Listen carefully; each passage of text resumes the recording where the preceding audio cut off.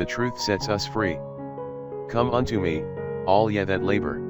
Matthew chapter 11 verse 28. The mark of a true Christian is found in his personal relationship to the person of Jesus Christ. Christianity is Christ. Christ is Christianity. I speak reverently when I say that Jesus is more than his ideas. All that he said was true, but without him even the truth would have been powerless. Men know the power of truth, and truth is that which sets men free. Jesus said, I am the truth. Prayer for the day. Thank you, Jesus, for the shackles that have been broken in my life.